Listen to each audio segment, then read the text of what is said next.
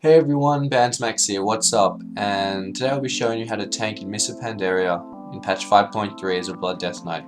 Now to start things off, the Blood Death Knight uses four main types of runes: Blood, Frost, Unholy, and Death. It also uses runic power, which generates with the use of most of the abilities that use runes. The Blood Death Knight's way of tanking is different to other tanks. They use the spreading of two diseases, Blood Plague and Frost Fever, to generate threat and deal single target AoE damage.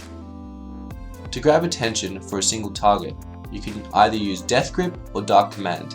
Now to start things off, you'll be sitting in Blood Presence, as you would have guessed, and using Outbreak, which applies the two diseases to the target, Icy Touch, which applies Frost Fever, and Plague Strike, which applies Blood Plague. To keep your diseases up on a target, you can use Blood Boil, which thanks to a passive Scarlet Fever resets the debuff on the target.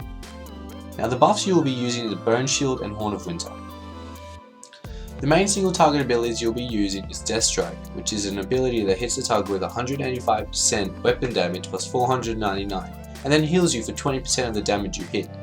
The Death Knight's Mastery, Blood Shield, generates 50% of the healing done by Death Strike and creates a bubble for physical damage. The next single target ability is Rune Strike. Rune Strike is good for generating threat on a single target in which it deals 200% weapon damage, and it cannot be dodged, blocked, or parried. To finish off a single target, you'll want to use Soul Reaper, which strikes an enemy with 100% weapon damage and gives them a debuff of Soul Reaper. After 5 seconds of the debuff, if the target is below 35%, it will deal a lot of damage, generally finishing the target off. So make sure you can time it right to boost up your DPS with Soul Reaper. Now to the AoE damage, where most of your DPS will come from, Blood Death Knight uses its diseases to spread to all of your foes, dealing a lot of damage. So once your diseases are applied to the main target, if you use the ability Pestilence, you are able to spread the diseases to everyone within 10 yards of the target. Using Blood Boil, the AoE ability, will reset the diseases on the target. Another useful ability is Heart Strike, which strikes the target and up to 2 other enemies, causing 105% weapon damage plus 545 on the primary target. To do more damage with Heart Strike, make sure the diseases are on the target so you'll deal an extra 30%. Now as I said earlier, Blood Boil is needed to keep up the diseases on your target as well as do AoE damage to generate threat with everyone around you. Now if this video gets 10 likes, I'll make a video on the Death Knight's best options for talents and glyphs so that you're able to tank even the hardest of MoPs. Here are some useful abilities to use. Anti-Magic Shell. Carefully time to absorb magic or prevent debuffs. Army of the Dead. Used to mitigate magic damage or try to save a near wipe. Bone Shield. Used as often as possible for passive mitigation. Dancing Rune Weapon.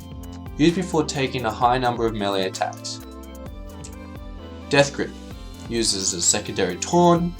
Dark Command is a primary taunt. Empower Rune Weapon. Used for extra runes for Death Strike spam.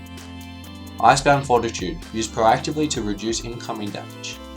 Raise Ally, used to resurrect key raid members. Raise Dead, to do extra DPS. And Vampiric Blood, used when high damage is received or expected. That increases your health, by the way. And Rune Tap, used as a need to heal yourself. Alright guys, I hope you enjoyed this video. If you got any questions, make sure you comment below. Remember to comment, like, and subscribe, and if you have any suggestions for further videos, I read all of my YouTube messages. Thanks for watching, I'm out. Peace!